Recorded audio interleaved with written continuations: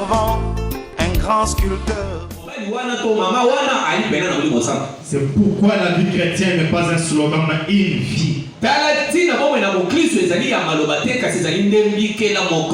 C'est pourquoi je vous pose une question ce matin qui sera peut-être votre sujet de méditation afin que Dieu puisse vous visiter.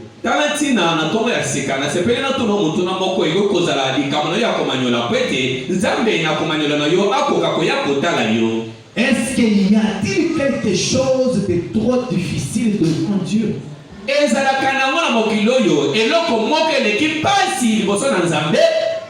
Méditez sur cela et tu verras qu'à la fin Dieu te visitera. Parce que lorsqu'on médite sur une écriture, c'est à ce moment-là que cette écriture-là portera des os.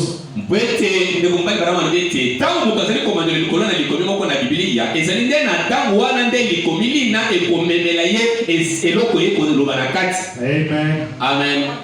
Écoutez comment il dit.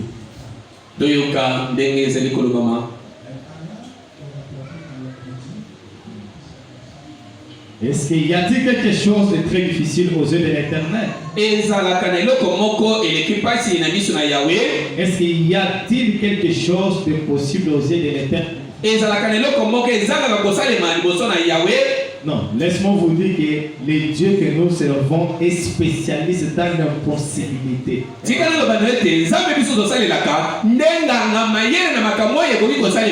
qui est impossible aux yeux des hommes est possible aux yeux de Dieu. Le problème, c'est de fixer les yeux à l'invisible. Et ce qui est invisible sera visible. Parce que la foi, c'est ce que tu sais ce matin ici. Amen. Amen. Mais ce matin, je vais vous donner la bonne nouvelle. Moi, je n'ai pas besoin que tu puisses toujours apporter votre foi. Et j'aimerais que le Dieu du ciel puisse utiliser son propre don pour toi. Parce que c'est lui qui connaît même les problèmes que tu caches dans le cœur. Et dès qu'il veut agir, bon, les gens vont s'étonner de toi. Car il est un bon Dieu. Il ne regarde pas toutes tes erreurs. Et tu sois vil ou comment, c'est qu'il veut agir dans ta vie. C'est un réveil qui doit se déclencher. C'est le même Dieu qui n'a jamais failli. Amen. Écoutez comment Frère Branham dit dans les opérations du Saint-Esprit. Michel le 16 août 1956. Je suis dans la paragraphe 15. 16 août 1958. Frère Branham dit ceci. Maintenant, remarquez. Il nous a été donné des dons avec mesure. À Christ, il a été donné des dons sans mesure.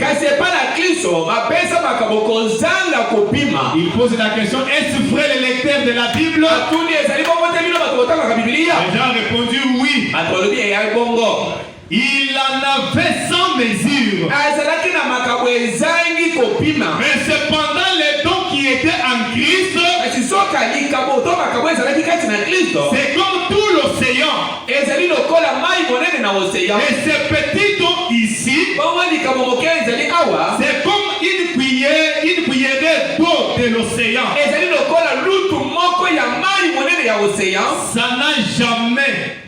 Ça n'a jamais été perdu. Mais cependant, les mêmes composantes chimiques qui sont dans cette petite cuillerée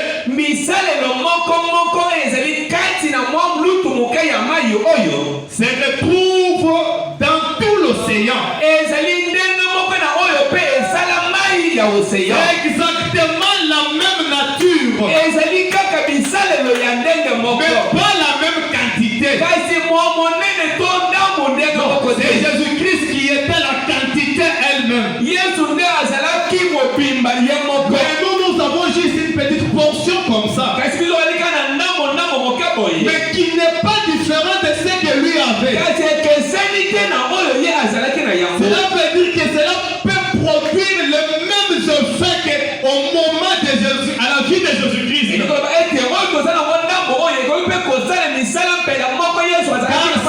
la même parole.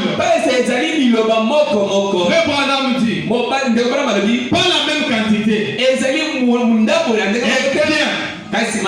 C'est notre cas. Quand nous nous abandonnons à l'esprit, c'est le même esprit qui opère au travers de chaque don dans l'église. Je ne sais pas si vous comprenez cela. Le bonhomme voulait nous dire que Jésus-Christ possède toutes choses. Et il est la parole, la totalité de la parole.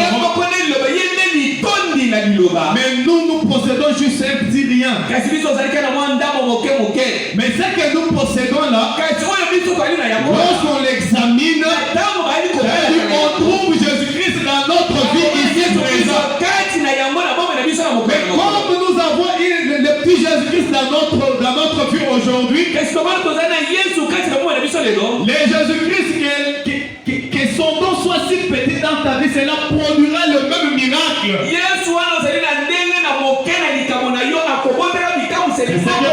C'est ce que Frère Branham est en train de nous faire comprendre. Et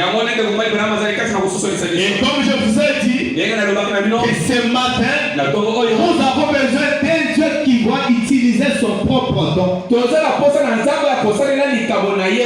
Parce que lorsque vous utilisez les dons de Dieu, vous l'utilisez à travers votre foi.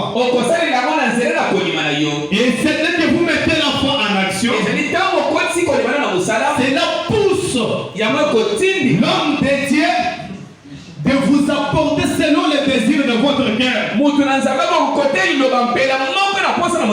Et cela lui fait fatiguer. Et seulement si tu as la foi. Mais si Dieu veut utiliser son don, et tu es l'enfant ou pas, cela n'est pas ton problème. Lui fait juste que le réveil soit déclenché.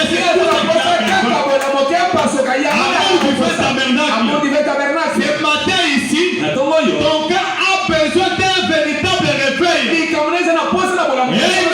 Amen. Soyez seulement connectés. Et tu verras de quoi le Dieu de Branham est capable.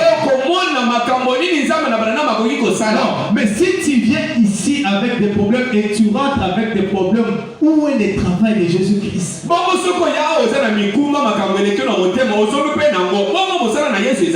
Pourquoi il était mort et il est ressuscité? Parce que lorsqu'il est ressuscité, il nous a porté la victoire. Et il nous a dit qu'en lui nous sommes plus que vainqueurs.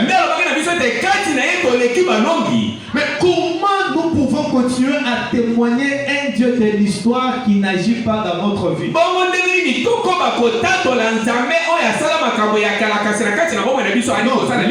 Là, moi, je cesserai de parler de lui. S'il n'est pas le même aujourd'hui, je cesserai de parler de lui. C'est pourquoi, avec l'affirmation, je vous dis que si votre Dieu est mort, non, venez tester le mien. Il est vivant. Et je crois que même les dieux de passé innocents est vivant. Venez tester le nôtre, il est vivant. Restez avec votre diamant là. Moi, Jésus-Christ n'est pas resté dans la tombe. Non, il est vivant et il vit et il règne à jamais. Et il nous a promis qu'il ne nous laissera jamais des orphelins. Ne comprenez pas que ce qu'il dit là, ce sont des slogans seulement. Je vous assure que lorsqu'il nous dit que nous avons des mauvais cœurs, nous avons des mauvais cœurs. Nous pouvons quitter ici et commencer à se critiquer comme si nous n'avons pas écouté la parole. Mais lorsqu'il s'agit de nos enfants, je peux répondre à mon frère que ah bien aimé, ces derniers temps je ne vois pas, je n'ai rien.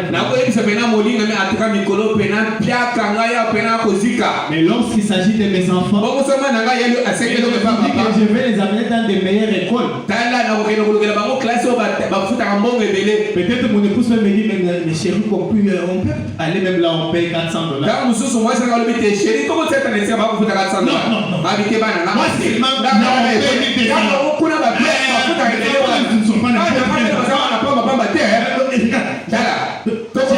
je sors sous le soleil. Pour les enfants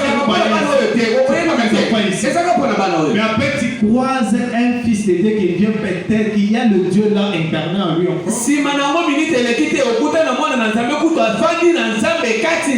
Qui manque le transport. Tu lui dis on avec l'argent dans les poches. C'est pourquoi Dieu nous dit avec des mauvais cœurs que nous avons là, on arrive quand même de faire de bonnes choses. Oui, parfois je peux aider quelqu'un aujourd'hui, même demain je l'aide encore. C'est de bonnes choses que nous faisons. Mais avec des mauvais cœurs, nous avons il y a les gens parmi vous ici qui ont dit supporter les études de d'autres personnes. Mais ce sont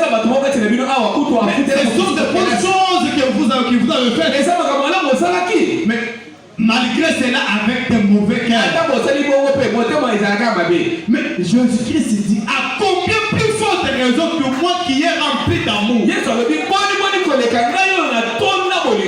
L'amertume n'était pas dans son cœur. Et c'est pourquoi il a des responsabilités sacrées. Il fait briller le soleil sous le méchant et sous le bon. Il fait pleuvoir la pluie sous le bon et sous le mauvais. Mais je vous dis, il fait toutes ces bonnes choses là. Parce que ce sont ses responsabilités. Mais à combien plus forte raison que son fils ou sa fille qui est ici présent dans sa présence, lui laisserait rentrer de la même façon. Non, je ne crois pas ces dieux-là. Là, c'est un Dieu mort. Et ces dieux-là, moi, je ne le crois pas. Et si ton Dieu est mort, non, je sais de quoi il est capable. Et son nom, c'est Jésus-Christ. Lorsque son nom a été prononcé, Jean-Baptiste a été ressuscité. Et il a été baptisé du Saint-Esprit. Oh mon Dieu. Tu es merveilleux. Écoutez comment frère Branham dit.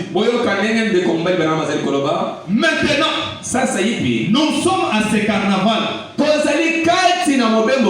y a un mur très élevé. Tout autour, nous n'avons pas l'argent.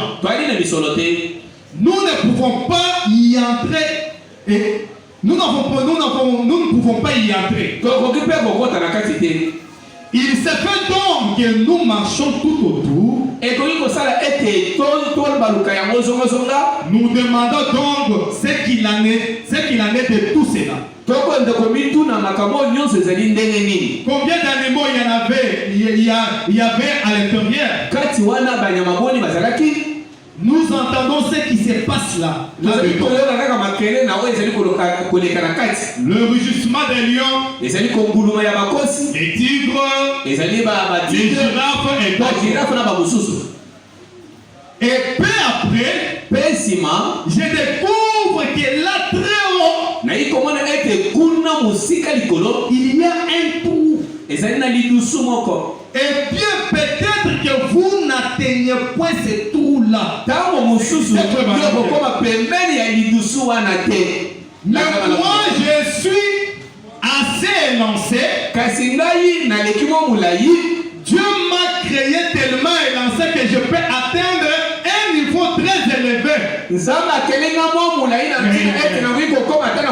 Rien qu'en mettant la pointe de mes pieds sur la bordure de clôture.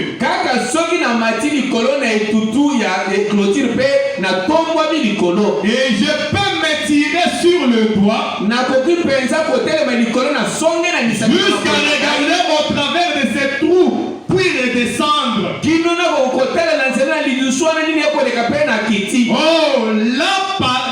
La parade est en cours. Et vous dites, qu'avez-vous fait, frère Branham? Frère Branham répond, oui, le girafe. Ah, girafe. Oh, c'est vrai. Oh, Ezali solo. Oui, très bien. Quoi d'autre, frère Branham?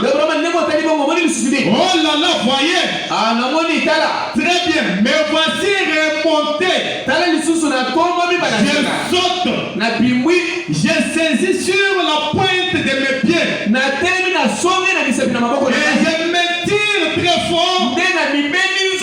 Et je regarde à travers ces petits trous. Frère Branham dit, écoutez bien ce qu'il est en train de dire. Et les gens lui posent la question. Quelle voiture, frère Branham? Un éléphant. Frère Branham, mais c'est en train d'expliquer que vous pouvez vous rendre dans un carnaval. Mais vous n'avez pas l'argent d'y pénétrer. Vous avez quand même besoin de voir ce qui se passe. Mais vous pouvez observer que non, il y a un petit trou là. Et cela pouvait vous permettre de voir ce qui se passe. Mais comme votre taille ne vous aide pas de voir, et quelqu'un qui est élancé peut vous aider. Ça veut dire qu'il fournit des efforts pour voir ce qui est là-bas et vous dire.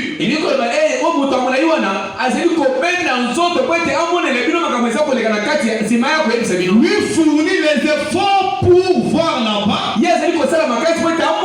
C'est à vous aussi de fournir les efforts pour croire à ce qu'il vous dit. Parce que c'est lui qui est lancé, qui a vu là-bas.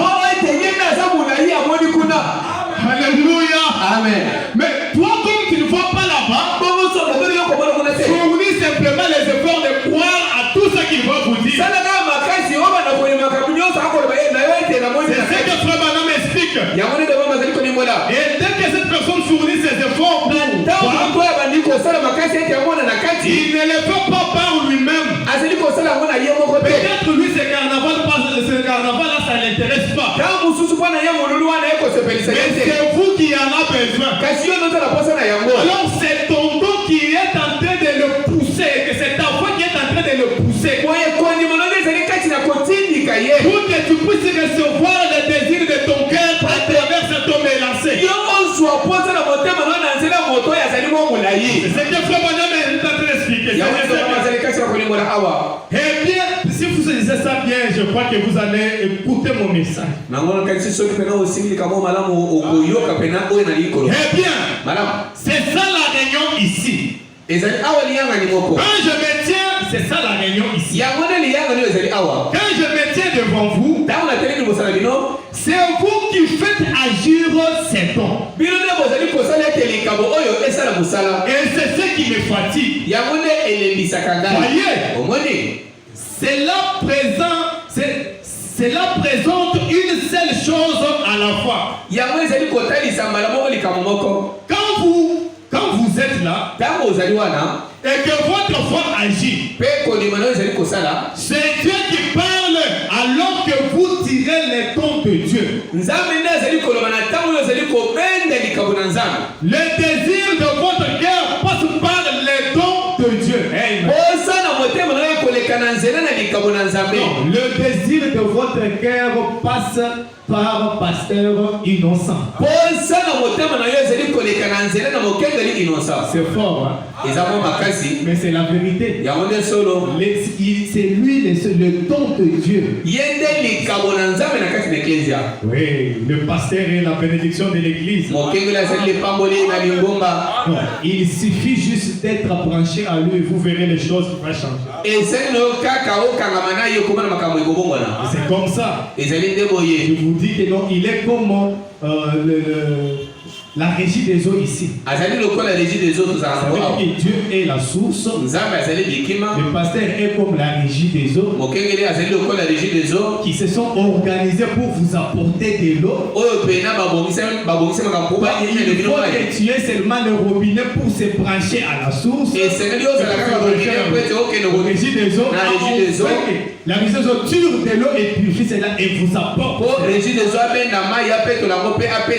Oui, parfois c'est difficile de voir, mais c'est la vérité. Beaucoup de gens manquent de bénédiction parce qu'ils ne sont pas tellement attachés à leur pasteur. Il y a des promesses attachées au pasteur. Et avec l'explication de Frère Branham, ça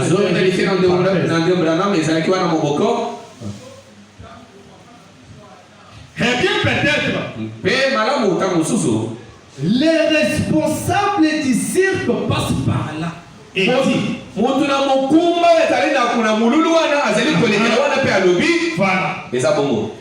tu vois cet éléphant, il s'approche, il descend ici.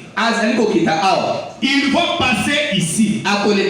Et il va faire telle chose. Il va faire telle autre. Et il va faire ceci et là-bas. Oui, monsieur. Je vois. C'est ce qui se passe. Et il me fait descendre. Cela ne me fatigue pas. C'est lui qui me soulève. Et bien, c'est comme ça que Dieu utilise son don. Ça veut dire, lorsque Dieu utilise son don, c'est comme si le propriétaire de cette caravane-là est venu maintenant vous aider au lieu que tu puisses fournir des efforts pour regarder au-delà et dire aux autres, lui te soulève simplement. Et vous commencez à regarder facilement. Et comme c'est lui le propriétaire, il connaît toutes choses. Il commence à vous expliquer. Il y a ça. Il y a ça. Il ne fournit aucun effort. Pourquoi? Parce que c'est lui le propriétaire. Vous saisissez cela? Frère Branham explique encore. Amen. Il dit, écoutez donc, quel est le miracle qui dépasse la résurrection de Lazare?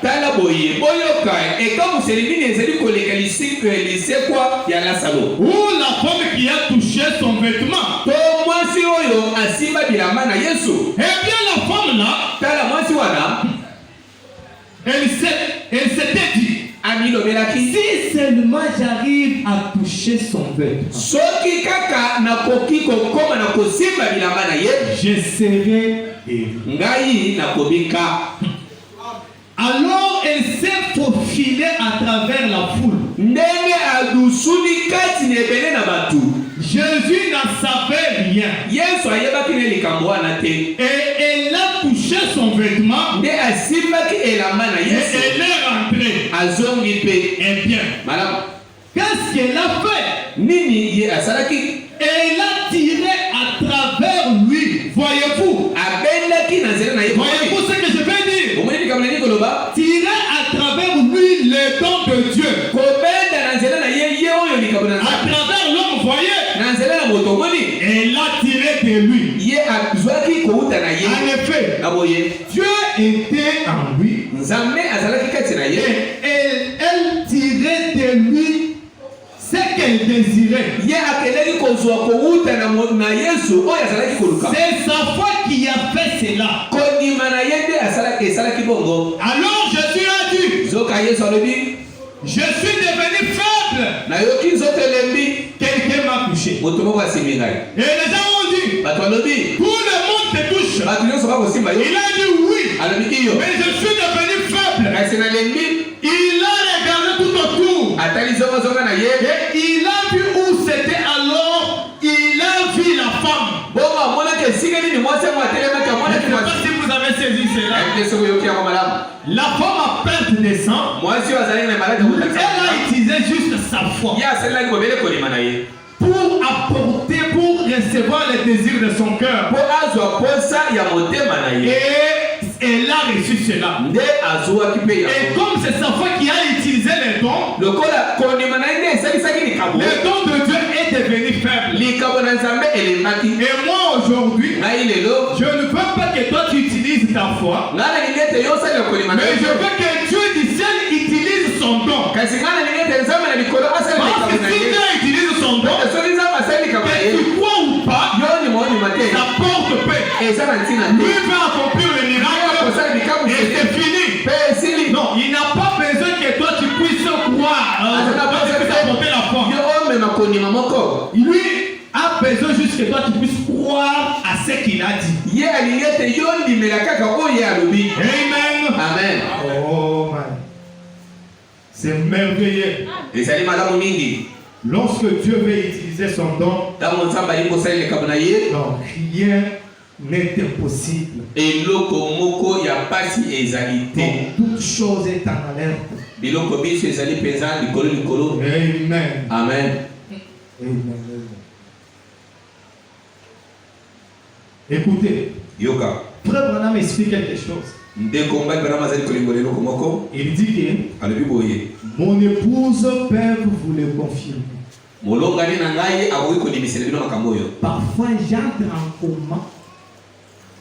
Parfois j'entre en coma pour voir des visions. En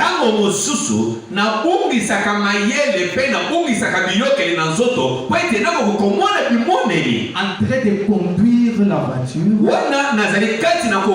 je vois en même temps les visions. C'est quoi? C'est le Dieu tout-puissant en train d'utiliser son propre don. Cela, ça ne l'amène même pas aux accidents. Ça n'affaiblit pas.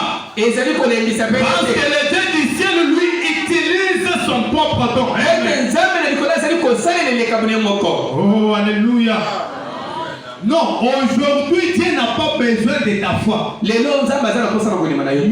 faire confiance à celui qui vous parle. Maintenant, remarquez, la femme à la perte des sangs, elle s'est dit en elle-même, si j'arrive à toucher son vêtement, je serai guéri. C'était la foi en action. Mais cela n'a pas déclenché le réveil. À tel point que Jésus disait, quelqu'un m'a touché. Et les gens qui étaient aux alentours n'ont rien parlé. On commence même à contredire. Plusieurs t'ont touché. Oh man. Amen. Oh. Écoutez comment il dit dans Jean 11, 23.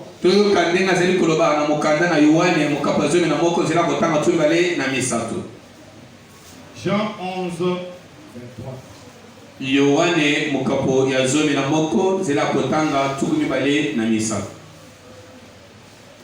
Il dit ceci. C'est Jésus-Christ qui répond à la sœur Marthe. Jésus lui dit, ton frère ressuscitera. Je sais, lui répondit Marthe, qu'il ressuscitera à la résurrection au dernier jour. Jésus lui dit, je suis nazali la résurrection c'est quoi et la vie. C'est lui qui croit en moi vivra quand même il sera mort. Amen. Amen. Mais vous comprenez que Marthe croyait la parole de Dieu et connaissait la parole de Dieu. Il ne les mettait pas en action. Comme vous ce matin ici. Vous connaissez ce que Frère Branham a dit. Mais vous ne les mettez pas en action. Oh, mais aujourd'hui, ayez confiance en ces dieux-là. Et crois seulement. Quelqu'un d'entre eux est dur. Lui-même qui a ouvert, écoutez comment les gens sont. Lui-même qui a ouvert les yeux de l'aveugle,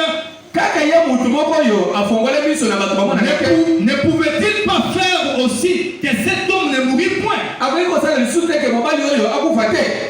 Comme c'est une question, nous avons la réponse aujourd'hui. Dieu fait utiliser son propre don pour déclencher les réveils aujourd'hui. Méditez seulement sur lui. C'est là voilà projet près de toi. Amen. Amen. Alléluia. Oh, vraiment, c'est elle l'épouse de Jésus. Pourquoi tout ne marche pas dans sa vie? Ça, c'est les gens qui vous disent, ils vous taxent de cela. Pour condamner Jésus-Christ. Elle s'appelle fille des filles. Il s'appelle fils de Dieu. En plus, il s'appelle même épouse de Jésus. Un homme qui a un mauvais cœur fait de bonnes choses à son épouse. Comment lui, le Jésus-Christ là, ne peut pas lui faire de bonnes choses?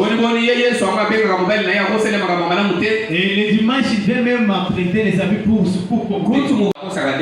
Le Dieu là n'est pas son Dieu. Parce que Jésus-Christ a dit qu'il prendra soin des siens. Et surtout son épouse. C'est ce que les gens disent de toi. Ils disent que non, toi tu t'appelles épouse de Jésus-Christ. Mais tu continues problème sur problème. Tandis que Jésus là a guéri selon l'histoire la sœur Florence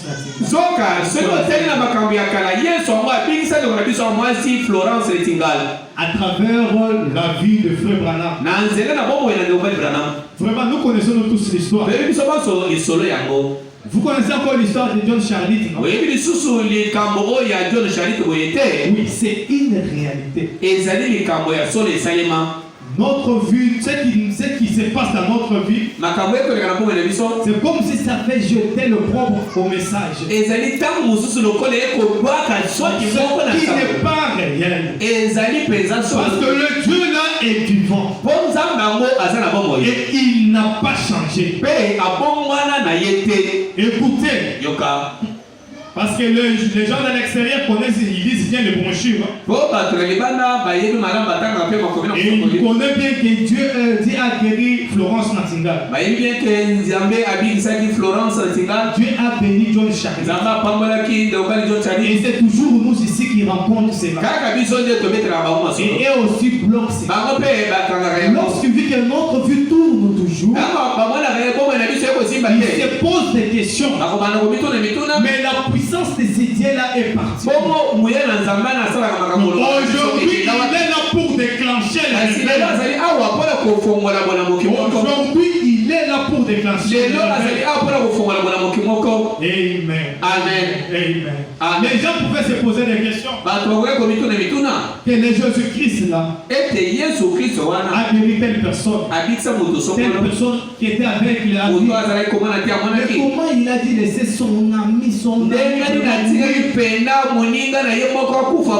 D'abord, il n'a même pas un bon cœur. mangeait là-bas. On lui faisait des bonnes choses là-bas. Comment il peut faire ça? C'est ça la nature humaine. Pour condamner toujours. Et condamner. Non, mais la volonté de Dieu n'est pas la volonté des hommes. Non, laisse-moi vous dire que la victoire de la résurrection est plus grande que la victoire de la guérison. Et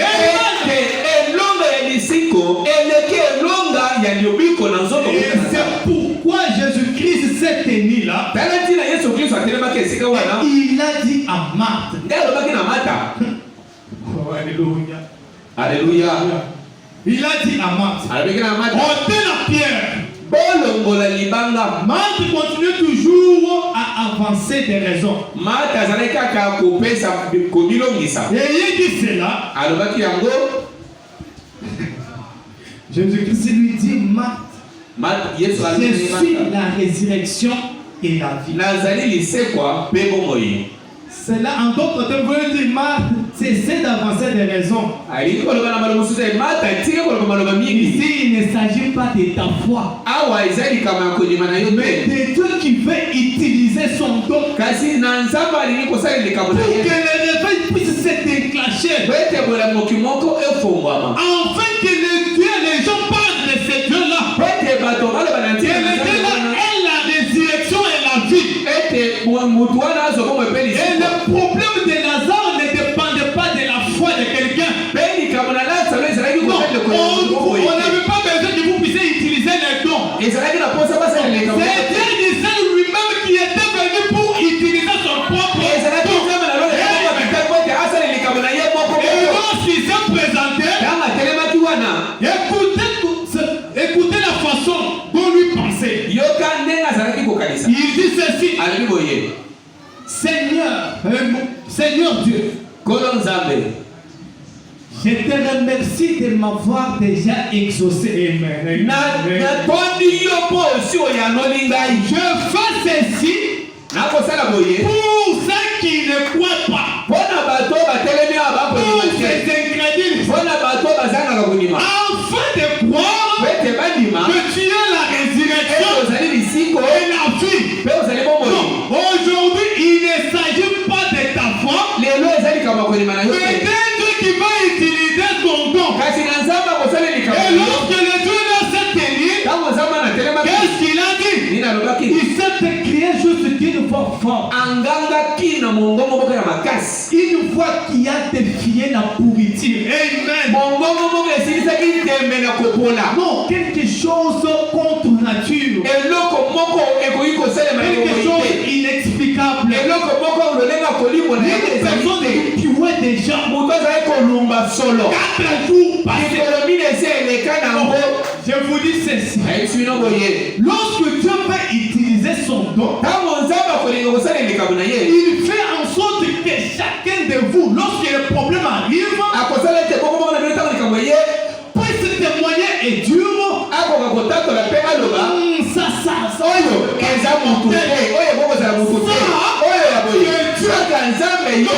Aujourd'hui, ce qui va arriver dans ta vie, les gens diront que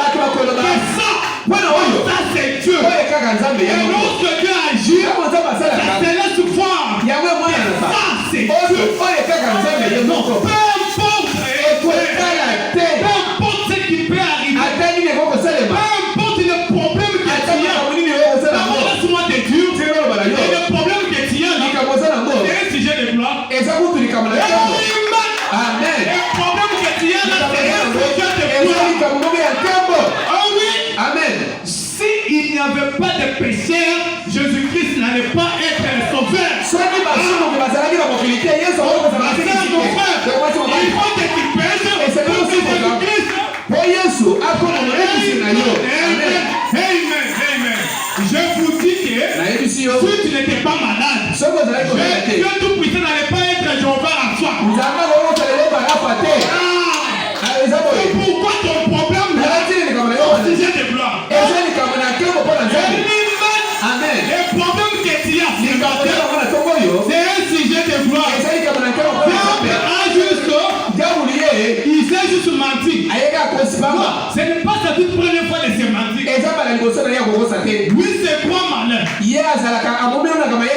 Il amène Jésus-Christ à la croix.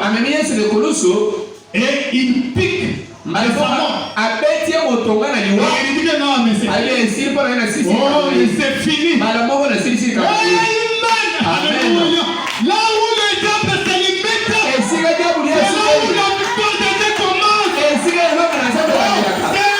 la victoire pour l'épouse. Pour que les gens soient sauvés, il a fallu que Jésus-Christ puisse se sauver. Le diable ne savait pas que c'était lui qui était la seule personne qui avait le pouvoir de tuer Jésus-Christ. Il était la seule personne qui était autorisée de avoir la fondation du monde pour tuer Jésus-Christ afin d'apporter la victoire. Amen. C'est pourquoi lorsque lui faisait cela, il ne savait pas qu'il était juste un pont de la victoire.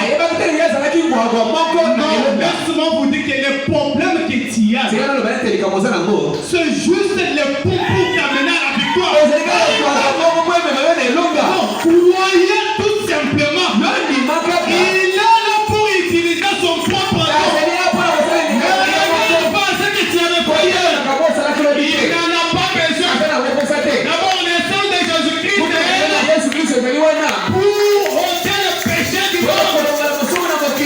Non, lorsqu'il dit qu'il est là pour ôter le péché du monde, et son fils, et sa fille, on me dit que lui a péché.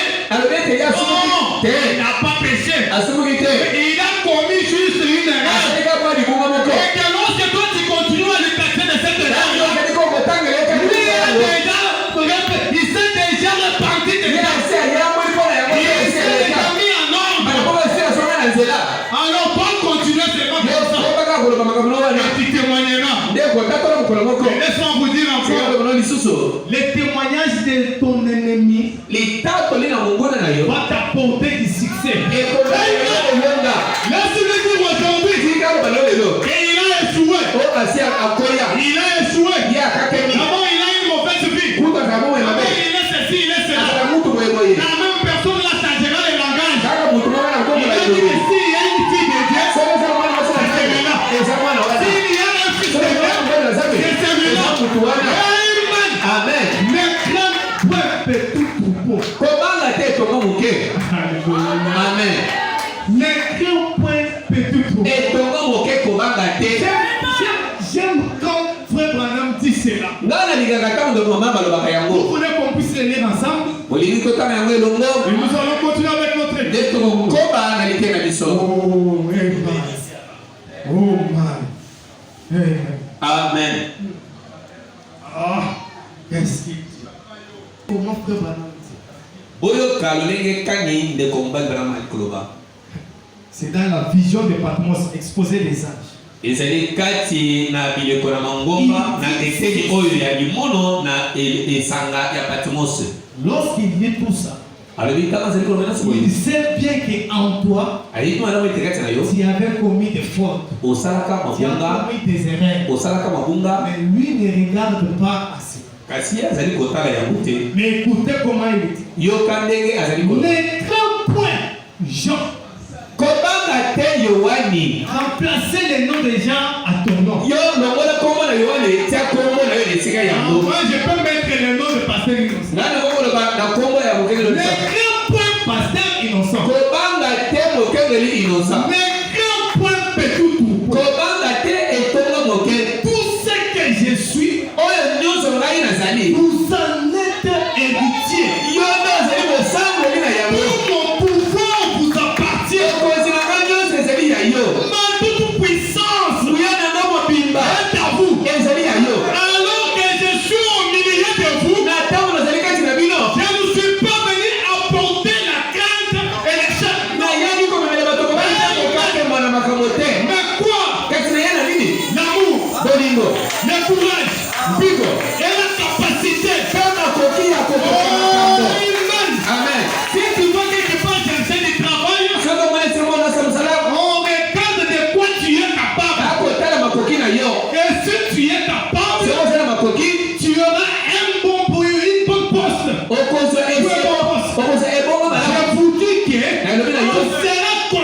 Un homme capable, une fille capable, peut tout faire.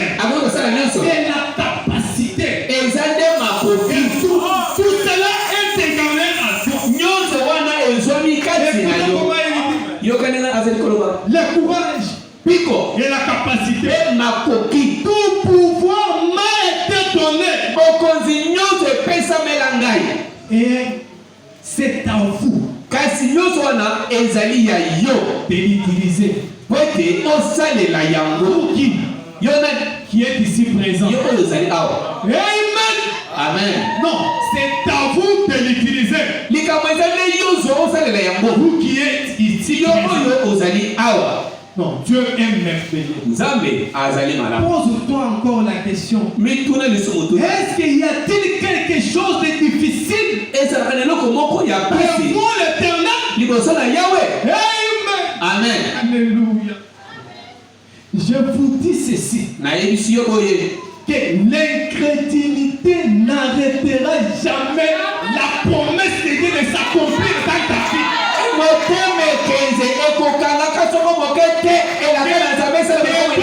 Tu crois ou pas, la promesse reste la promesse. C'est infaillible. C'est infaillible. Que tu crois ou pas, la promesse est la promesse. Et cela doit s'accomplir. Si Dieu veut utiliser son propre don, que tu crois ou pas, cela va arriver exactement. Regardez Sarah.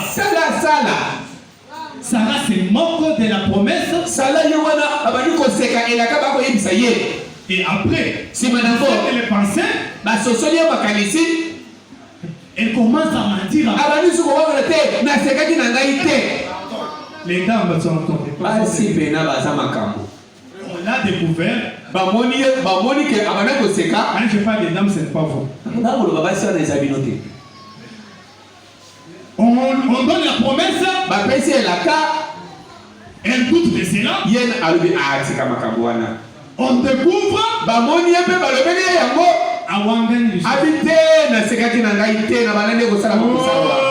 Laisse-moi peu importe l'incrédulité de Sarah, cela n'a pas empêché que le bébé Isaac puisse venir. Peu importe ce que ton oncle t'a dit ou ta mère t'a dit, n'empêchera que la promesse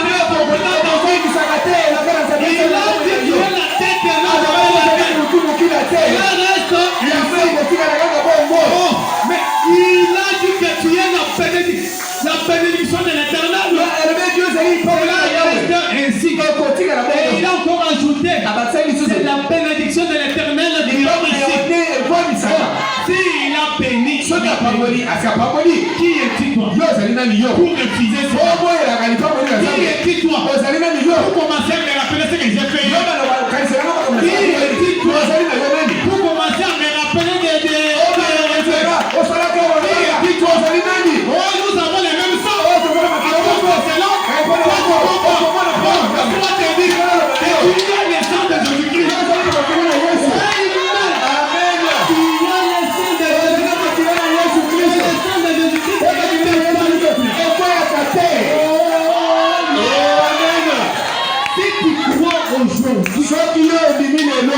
Jésus-Christ est au milieu de nous. Si Jésus-Christ est avec nous, pour nous révéler le pouvoir que nous possédons, le pouvoir de l'infaillibilité. Nous sommes arrivés à un moment où l'homme se met à crier. Et les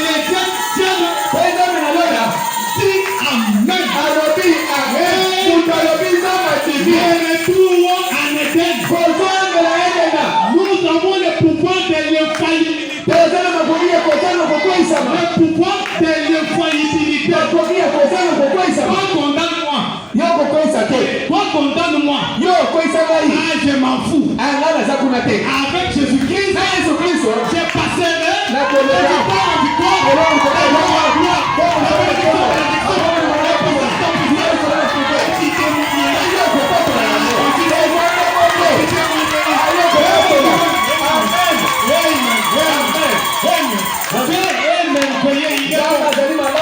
j'aime ces dieux-là. Il va utiliser son nom. Peu importe ce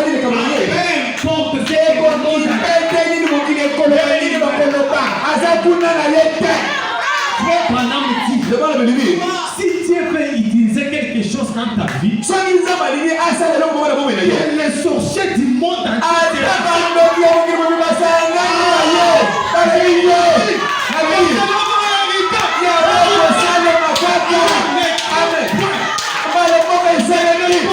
il est là. Utiliser son don. Alors, est-ce qu'il y a-t-il quelque chose de difficile devant Dieu? Non. Si ton Dieu est mort, utilisez les miens. Mon Dieu, c'est Jésus-Christ. Il me essuiera les larmes. Pour pleurer. Maintenant, c'est fini. Il m'a donné le pouvoir. Mais je vous dis, nous vivons dans les moments où tu t'aimes. Quelqu'un d'autre dit, j'ai besoin du travail. Je te le donne. Il suffit de croire seulement. Oh, Dieu est merveilleux. Il n'y a rien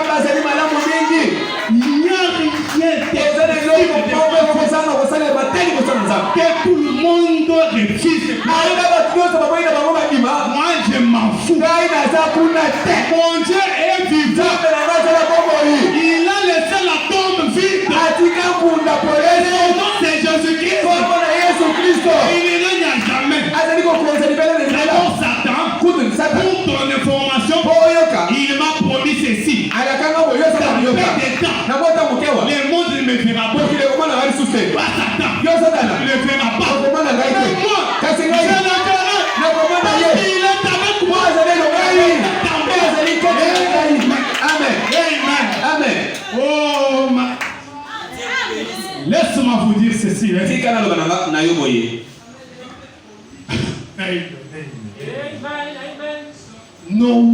Noah s'est mis à fabriquer l'arche. On l'a taxé. Même toi, si tu étais en ce moment,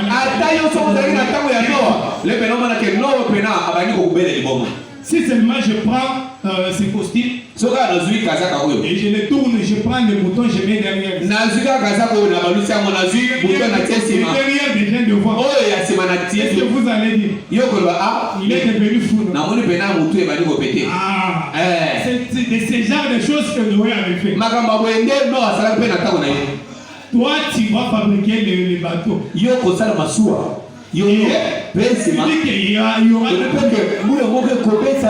qui n'a jamais existé. On te comprend même que la pluie comme tu expliques. Bon, le quoi la tori ko ni mela ta mamu kelo ko ni mbona ke mbula ko ko yana ngo. Bon, sur la planche et ba sur la montagne. O yeni suri ko na ngo mete ba to ka ba ndu na ngo ba yo. Fou. Na muri yo pere ozali pere soka. Oh, si tu es incarné en Christ, ça vous allez être dans Christ. Les mondes vont te taxer d'un fou. Lorsque tu deviens fou de Jésus. Lorsque tu deviens fou de Jésus. Les gens du monde te taxent.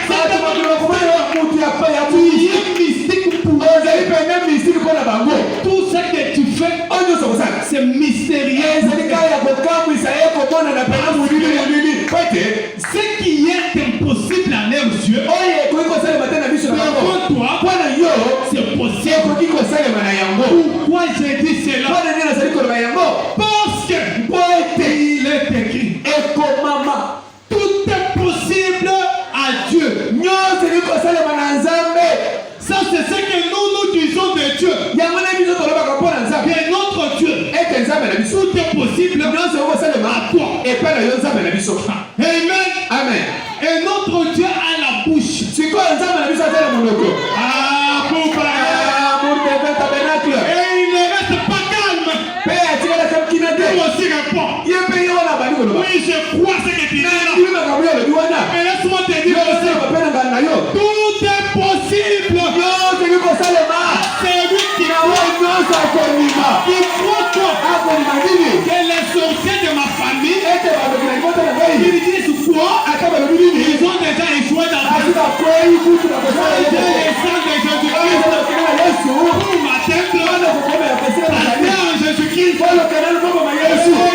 Amen. Et si tu passes en Jésus-Christ, il devient comme moi. Et tu commences à désirer aussi ma paix.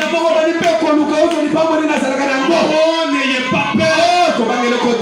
Dieu est là pour utiliser son nom. Il n'a pas besoin de t'attendre. Il a besoin que tu puisses faire confiance à celui qui te parle. Fais confiance à celui qui te parle. Amen. Amen. Regarde comment Dieu utilise son propre don. Pour déclencher les réveils. Amen. Amen.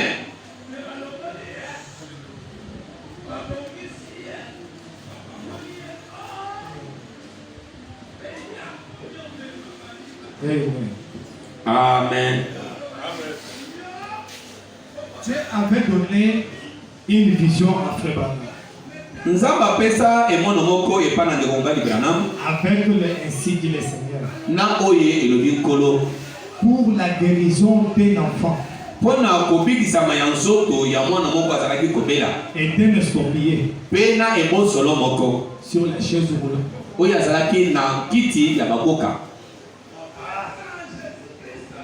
Lorsque Dieu avait donné cette vision-là, cet escropier-là, lui, ne connaissait pas. Il ne connaissait pas. Même la famille de l'enfant. Lorsque Dieu était en train de donner des détails là, elle ne connaissait pas. Frère Branham nous dit que Dieu a donné cette vision-là pour déclencher les réveils dans cette ville-là. Si aujourd'hui ici présent, et que Dieu fasse quelque chose, et qu'il utilise son propre don, c'est pour qu'il puisse déclencher les réveils à l'amour divin tabernacle. Comme je vous l'avais dit le vendredi, qu'il y avait un messie qui n'avait jamais porté les chaussures. Et lui est allé acheter les chaussures, il s'est présenté dans la réunion de Frère. Et le messie a reçu la guérison. Pas parce qu'il a imposé les mains sur lui. Non, les réveils s'est déclenché. Et les estropiés ont marché. Les côtés ont laissé les béquilles. Et les béquilles disent gloire à Dieu. Et c'est bien, elle est devenue normale. Et il a porté les chaussures. Donc si les réveils se déclenchent, tu n'attendras pas qu'on te pose seulement les mains. Sur les champs, ton problème te quitte. Je te dis sur les champs, les problèmes te quittent. Et j'insiste encore pour te dire, si toi tu ne crois pas, que si ton Dieu est mort, venez tester les miens. Les miens est vivant. Et je sais de quoi il est capable. Il n'a jamais failli. Lorsqu'il entre en scène, il laisse toujours l'histoire. Gloire à Dieu. Oh, écoutez.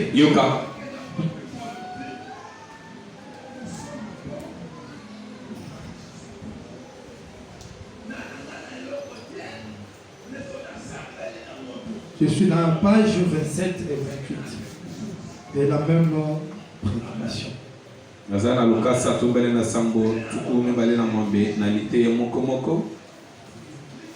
Les opérations du Saint-Esprit.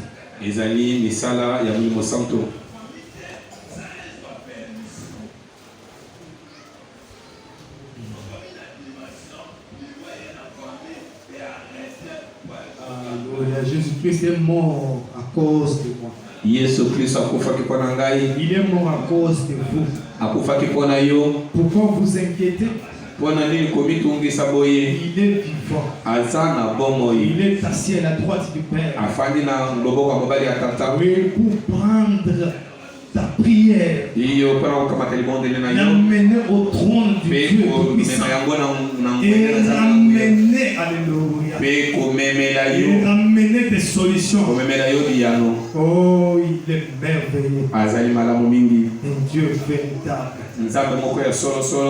qui n'a jamais changé. Écoutez comment Frère Branham dit.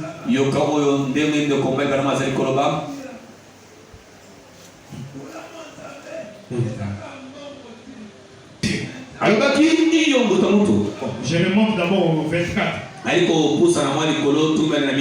Je me suis mis à descendre la rue.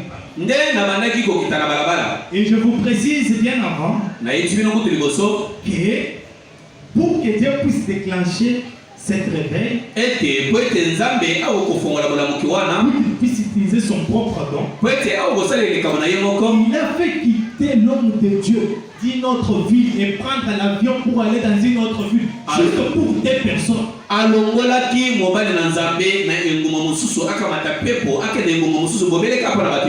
Et ces deux personnes-là, laisse-moi vous dire qu'ils ne vous dépassent pas. D'abord, ils ne croyaient même pas au message.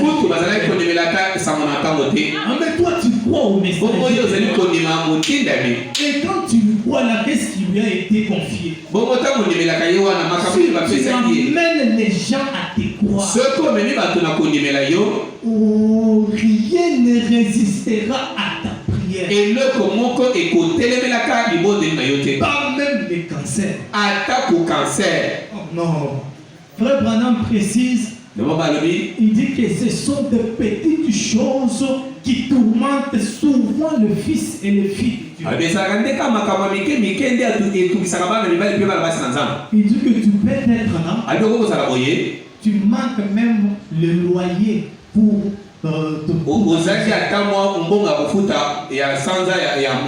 tu manques même l'argent d'acheter des chaussures à tes enfants. Non, tu manques ces petites choses là. Aujourd'hui, Dieu n'a pas besoin de ta foi. Il a besoin de déclencher un miracle. Que tu crois ou pas, il doit faire quelque chose. Ton incrédulité ne l'arrêtera pas. Non, l'incrédulité de Sarah n'a pas arrêté. L'incrédulité de Joseph n'a pas arrêté que Marie puisse devenir grosse ou enfanter Christ. L'incrédulité de Jacques et de Frère Branham n'a pas empêché que la sœur Atiwa et Dieu puisse recevoir le salut de ses enfants. Frère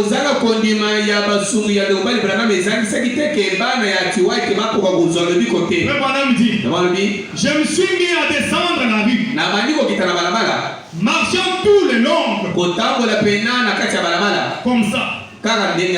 Et tout d'un coup, j'ai entendu quelqu'un dire, eh bien, au revoir docteur. Au revoir docteur. Et je regardais tout autour. Et voici venir un homme portant une valise. Descendant le marche. Et je me suis dit, je vis cet homme quelque part, n'est-ce pas étrange? Alors j'ai regardé, et là était parqué un petit Ford gris. Et j'ai regardé. Là c'est trouvé là. J'ai gravi le mal. J'ai gravi les marches. Et je frappais à la porte. Et une femme s'est présentée sur le marche. Elle pleurait. J'ai dit, vous avez un enfant malade? N'est-ce pas, madame? Et ça, vous été maman. Elle a dit oui, monsieur. Elle a dit, êtes-vous médecin? J'ai dit non, madame. Elle dit, je suis prédicateur. Elle a dit, oh oui, monsieur. Et j'ai ajouté, mon nom est Branham. C'est moi le révérend Branham.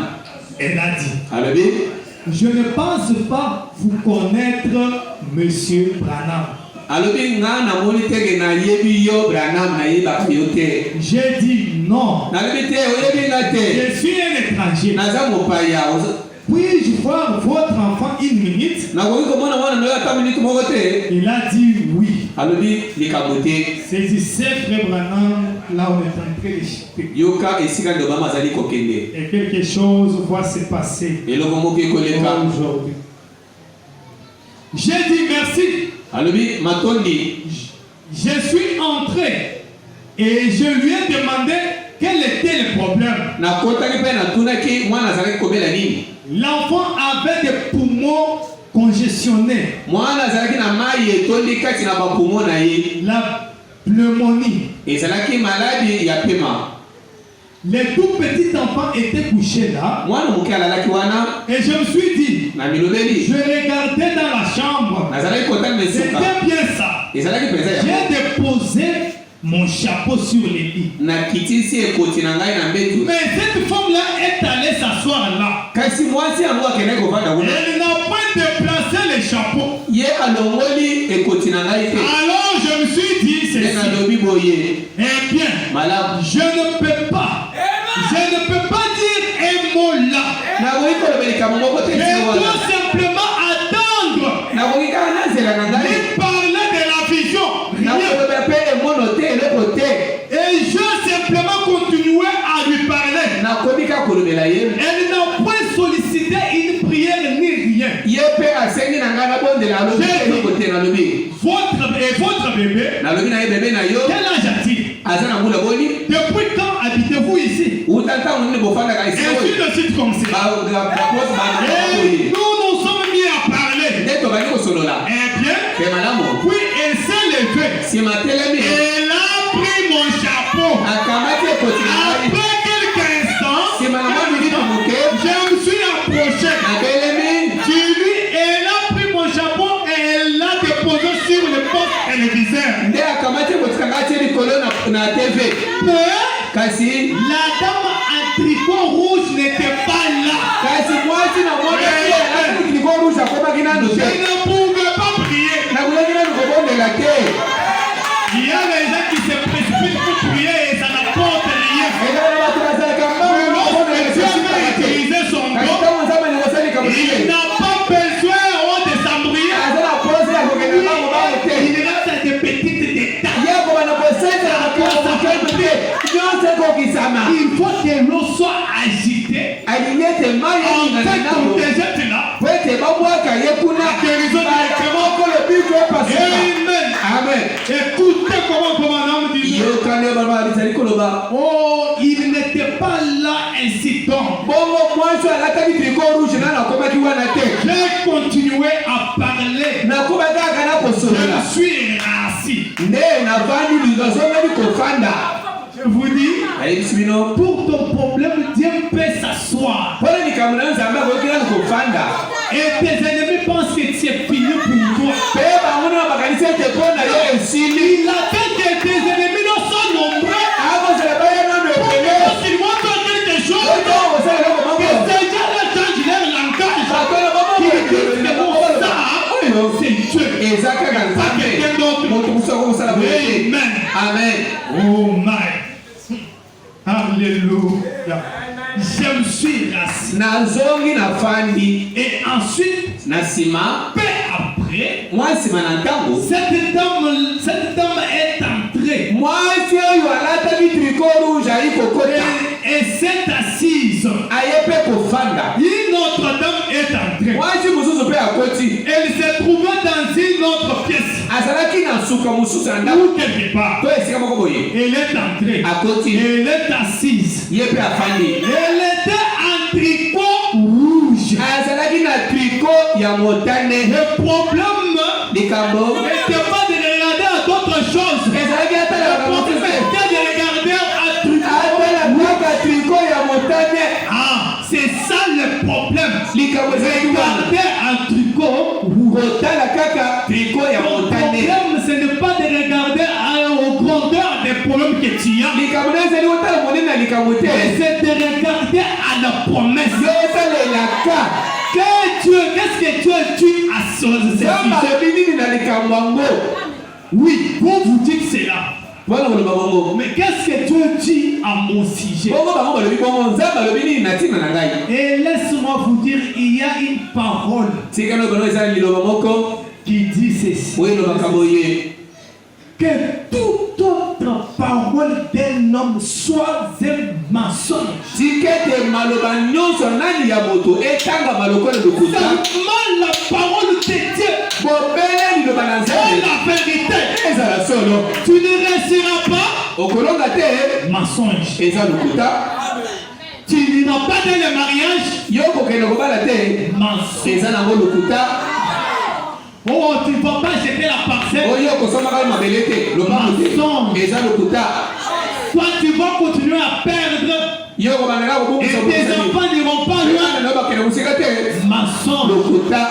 Là, tu es en train de témoigner pour tes propres enfants. wana ozali kotatola mpa na bana na yo moko. Bien. mais oyo baoya ngai Mensonge. eza lokuta. Que toute autre parole d'un homme tikete maloba nyonso ya soit moto traitée comme mensonge. etanga maloko ya lokuta. Quelle est la parole de Dieu? kaka liloba na nzambe La vérité. etanga maloko na solo. Oh! oyo Regardez la promesse. azali kotalelelaka. Regardez au tricot rouge. azali kotala tricot ya motane. Amen. amen.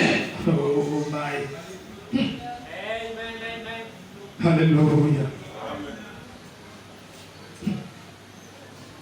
Et je me suis rassis. nde nazongeli nafandi. Alléluia. La dame en tricot, la dame, elle est entrée en tricot rouge. mwasi moko akoti na tricot ya motane. La dame en tricot brun mwasi ya tricot moko ya brun s'est levée et sortie. atelemi mpe abimi. Je ne pouvais encore rien dire. nakokaki lisusu koloba ata eloko moko te. J'entendais simplement. nazalaki kozela wana. Et quand elles étaient toutes assises, ntango basi banso bafandaki. c'est pourquoi que je vous ai dit que votre problème, tala te nalobi na likambo na les yo. gens peuvent penser que Dieu vous a abandonné. bakokaki ete nzambe atiki yo. Non, ils entendent que tous ces gens qui ne veulent pas de ta bénédiction là se rassemblent akozela ete bato nyonso balinga likambo te et basangana na fassent leur réunion contre toi. baki basala makita Et c'est basalemela à yo. ce moment-là qu'ils vont les yango nde confondre nzambe akotia bango mobulu et qu'il faut les prouver nde akotalisa que bango toute leur parole est mensonge. ete maloba na bango nyonso yali likuta. Amen. amen. Oh. Une autre dame est entrée et s'est retrouvée dans une autre pièce quelque part. mwasi mosusu akotaki na kanisa azalaki na Elle est soko entrée et était assise. akoti mpe afandi. Au tricot rouge, tricot brun. oyo ezalaki na triko ya Et quand motane. elles étaient toutes assises, bongo bango nyonso bafandaki comme il le fallait, ndenge esengelaki ezala. alors j'ai dit, nde nalobi levez-vous juste une minute. bokoki kotelema miniti moko. Je me suis avancé vers l'enfant nde napusani esika mwana azalaki. et j'ai dit, nde nalobi vous ne me connaissez pas. bino boyebi na bino ngai te. Non, tous ces gens-là ne vous connaissent pas. bato nyonso wana bayebi yo te. Vous possédez celui qui te passe l'univers. yo ozala moto eleki mokili mobimba kati na yo. C'est le petit, rien de tien en toi là. kaka mwa moke ezala Le mwa kati. présent de Jésus-Christ qui ezali kotalisa yesu kristo est nzambe. le puissant conquérant. ye molongi Il monene. est tout en tout. ye nyonso kati na Il nyonso. a dit guérir les gens à travers juste un ombrage, une ombrage. azali kaka kotalela bato na nzela na elingi. Amen. amen. Écoutez comment il dit. yoka ndenge Je me suis avancé vers l'enfant. napusani esika mwana azalaki. nde nalobi Vous ne me connaissez pas. bino boyebi na bino ngai te. Étrange. likambo kokamwa Mais kasi ainsi dit le Seigneur. boye elobi nkolo.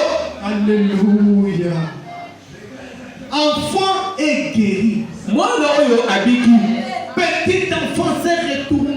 Mwana muke Il abaluki. s'est mis à réclamer sa mère. Abali kosenga mama yaka uzangai. C'est ça. Ezalaki boye. Et je suis sorti de la maison. Ena bimi banda na ndako. Mais c'était fini. Et si le tout. C'était Dieu utilisant son don. Ezalaki nzambe Il kosenga n'avait kabula pas ye. besoin de rester là-bas. Azalaki na posa tika na kuna Parce te. qu'il y avait autre détail Po makamuso ezalaki. qui devait s'accomplir. Oyo esengeli kokisama. Un homme sous les singes voulants. Mutu moko pe na kati na kiti na bakoka. Oh. Je suis retourné du côté d'un bazar. Nazongi na esika moko ezalaki mwa wenze moko. Non, d'abord, écoutez comment faire madame. Yokana Je mawata. me demande où je peux attraper un taxi de ce coin ici. Na bana kumitu na esika ni nazo moto kana esika awa. Je me cherchais à m'attraper un taxi pour aller à l'aéroport. Na bana kuluka nazo moto kama kana kena na esika na pepo. En effet, mon avion était sur le point de décoller. Kutu pepo ne esika kina kote ezalaki pene epimwa. Et je cherchais à faire venir un taxi comme cela. Nazali koluka na mutu moko mokumi mutu kama kama na ngai boye. Et je suis retourné d'un côté d'un bazar Nde na baluka esika moko mwa wenze moko ezalaki. qui était là. Ko ezalaki wana. Comme ça, et je me suis dit, Nde na lobi. certainement qu'un taxi passera par ici, d'ici peu. Solo penza mwa kala mingi te mutu kama wewe oleka awa. Et je regardais de l'autre côté. Pena nazali kotana na ngamu mosusu liboso na ngai. Et il y avait une horloge. Ezalaki na lolonzo moko. Et je me suis dit, Nde na milobeli. on dirait que je vis cette horloge-là. Nomoni lokola lolonzo oyo na mwana mbo. Assurément, Solo penza kaka boye. dans quelques minutes, Mwa minute kokesima. un fauteuil roulant était en train de venir. Kiti moko ya bakoka ebandaki koya Quenant. ekosala makelele. Et il y avait là un homme avec la Bible. Na kati na kiti yango ezali na mobali moko asimbaki bibilia na maboko. Oh my! Oh. La Bible à main. Bibilia na maboko na ye. C'était exactement 15h moins 10 minutes parfait. Ezalaki pene etikala minute nzomi po ete mbonga ya zomi na mita mosima na zanga okokokobisa. Merci frère Branham. Matoni nde mobali Branham. Oh! Les gens avaient raison de dire que si tu n'étais pas venu, nous ne serions jamais ici. Nous avons eu juste une petite portion. Mais Jésus-Christ s'est introduit en Branham avec des sabots tout partout. Il est entré partout. C'était la divinité. Ah, il était comme ça. Amen.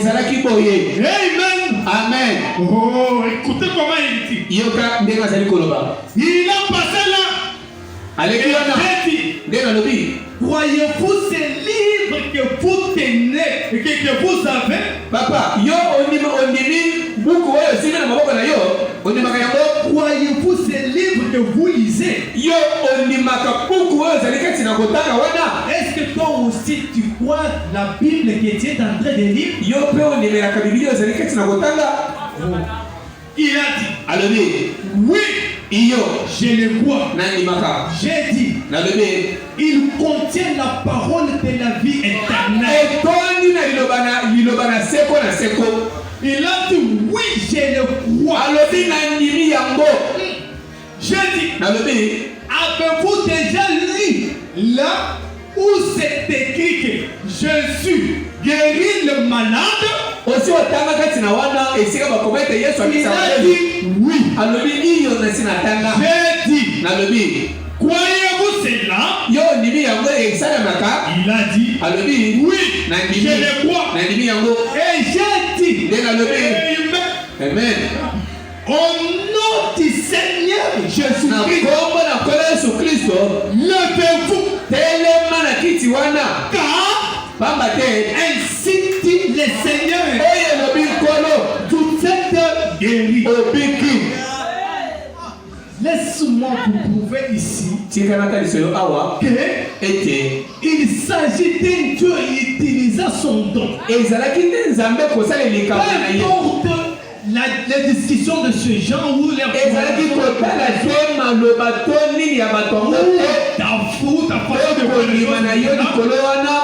cela ne changera pas que les miracles puissent se produire maintenant.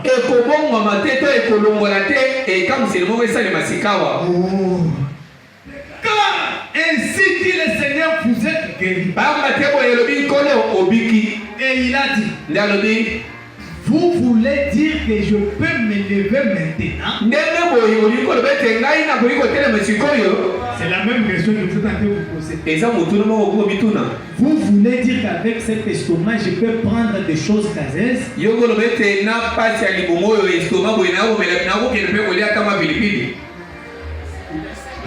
Vous voulez dire qu'à mon âge ici, Dieu peut m'honorer et m'accorder un bon mariage? Vous voulez dire que je peux distinguer à l'université? Vous voulez dire que dès maintenant mon travail est sur mon chemin?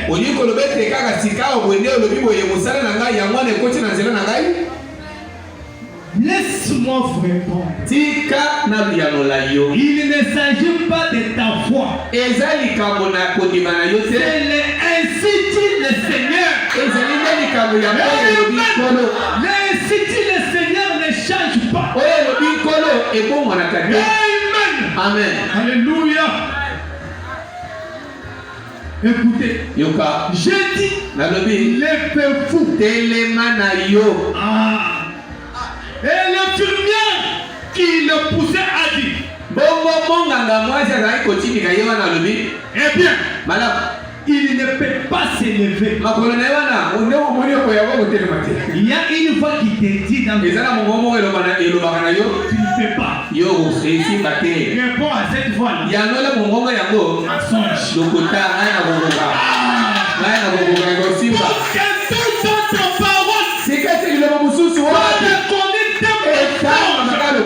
La parole de Dieu.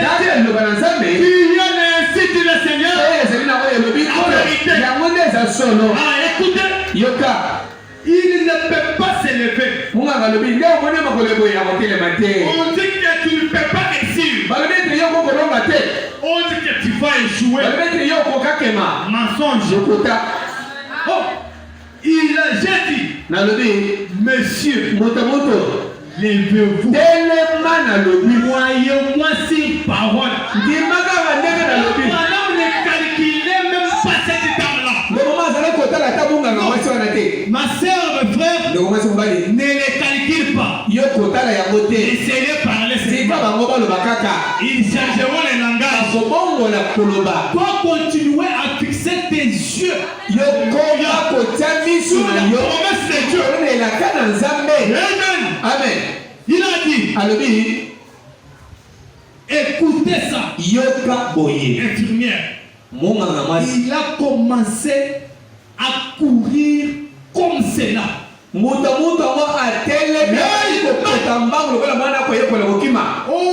et je suis décrètement passé derrière le bazar. Lorsque l'homme s'est mis à crier, en train de marcher et courir, le bonhomme s'est faufilé,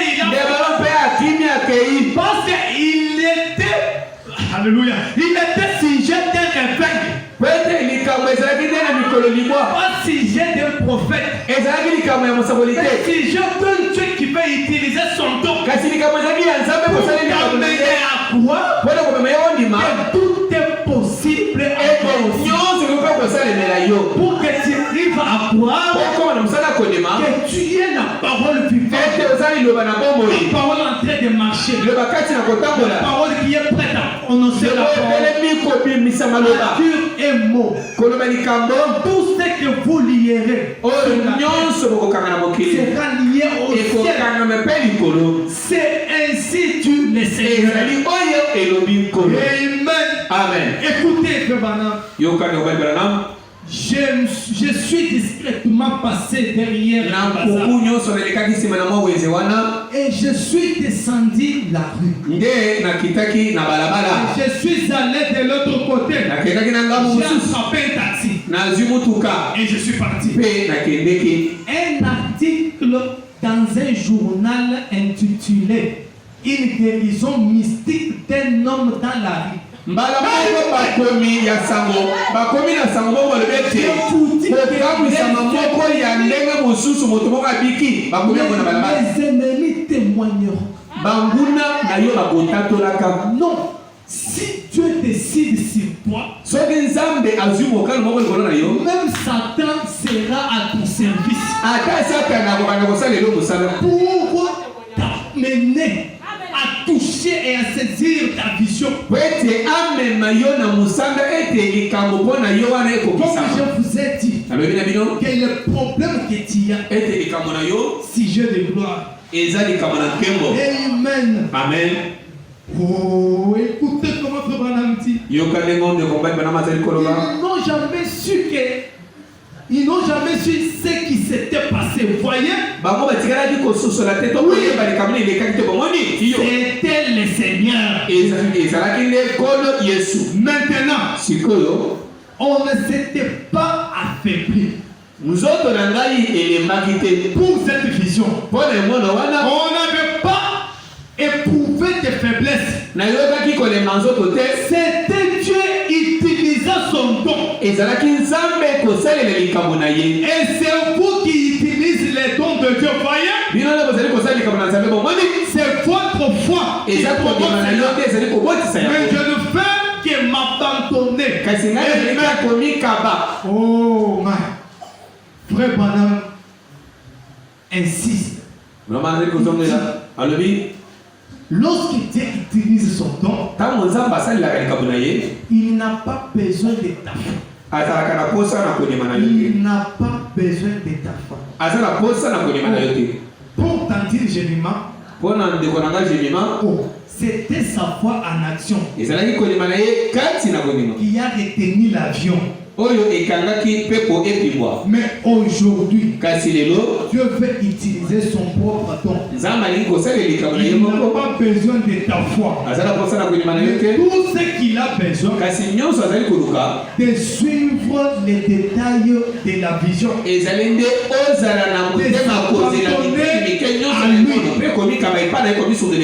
Oh ma sœur, commencez à se dire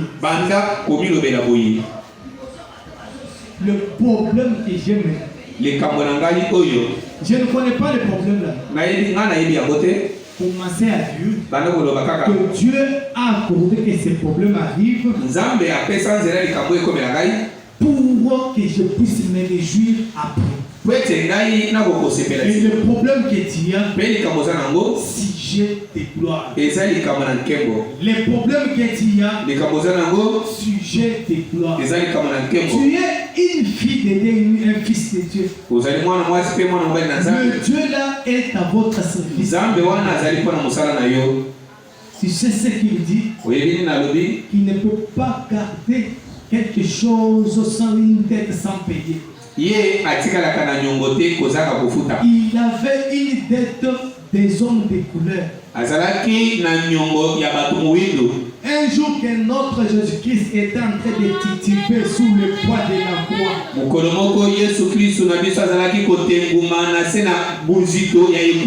Très gravissime. Là, le souillère en train de tomber. Les sangs de traces. Sa force est fatiguée. Il y a eu un homme de couleur qui l'avait aidé. C'est le Simon de Cyrène. Et c'est l'homme-là qui a aidé Jésus-Christ à transporter la croix. Laisse-moi vous dire que ce n'est pas Jésus-Christ qui avait amené la croix à la colline pour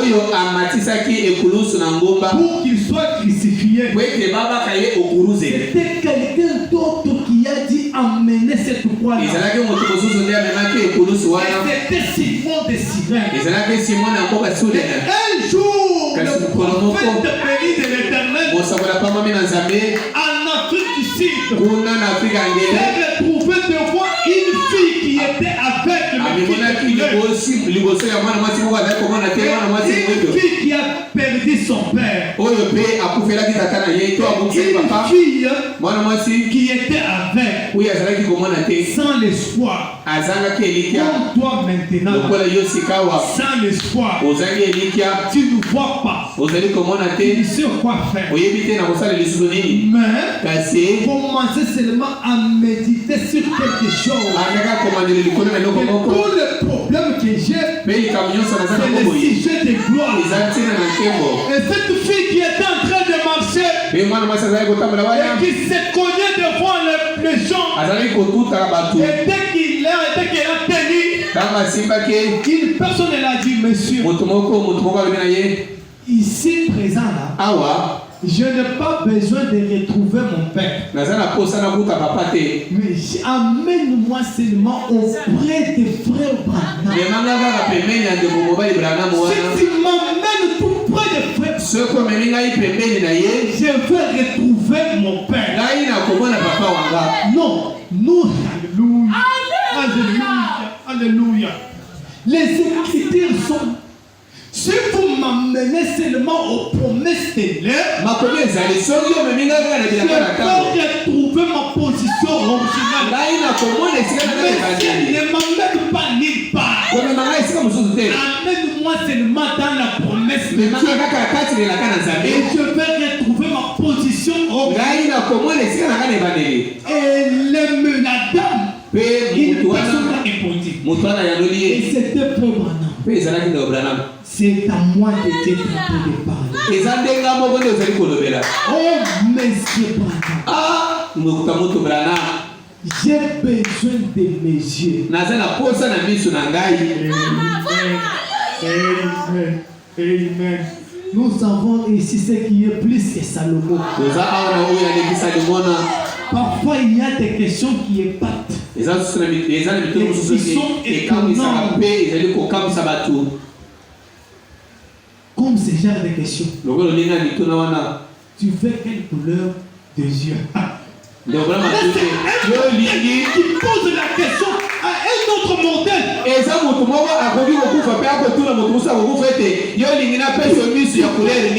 couleur de yeux? Oh, mais c'est terrible. Tu veux quelle couleur de yeux? Oh, alléluia, alléluia. Il y a des choses comme ceci qui nous éveillent. Un problème qui nécessite que le prophète puisse monter et introduire les mains dans les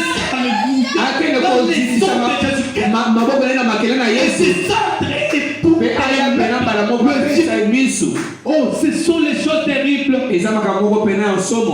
Le Branham m'a dit, au nom de Jésus-Christ, recevez ce que tu désires. Ça n'a rien apporté. Et ça, il y a le côté. Peut-être ton problème est têtu. Il suffit qu'on puisse se rappeler à ces problèmes-là. Mais il y a des choses qui vont te faire fuir. On a commencé, on a fait un rappel. Non, une minute de silence, retournons d'abord à la croix. Amen. Seigneur, Jésus-Christ, au moment où tu étais sous la souffrance, au moment où tu étais sous la souffrance, au moment où tu versais tes larmes, au moment où le monde t'avait dénigré, au moment où tout le monde t'avait abandonné, au moment où le ciel ne pouvait pas te supporter, au moment où il y avait de poids du péché sur toi. Na tango oyo buzito ya masumu ezalaki na mbapeka na yo. Au moment où tu étais tellement lourd. Na tango oyo ezalaki pena kilo mingi. Au moment où le poids du péché était na tango oyo buzito ya masumu elekaki yo. Tu es devenu péché. Na mutango oyo okomaki lisumu. Il y a une personne. Mutu moko azalaki. Au nom de Simon. Kombo na ye Simon Asulina. Qui t'a aidé. Oyo asungaki yo. À transporter. Amemisa yo ekulusu ezalaki buzito ya yo. Aujourd'hui, sikoyo lelo sikawa liboso na je ngai. suis en face de Naza liboso na ngai na mwana na yo. Je suis en face de mwana ya mwasi. qui a besoin de toi. Oyo azala posa na yo. Oh Nzambe. Je ne sais pas nayebi te. si tu te rappelles. Soki okanisi lisusu. Non, Jésus-Christ se rappelle. Yesu Kristo akanisi mara moko. Il se rappelle. Tango akanisi. Le problème que tu as. Likambo eza na yango. Je te vois. Eza likambo na nkembo. Je ne vous dis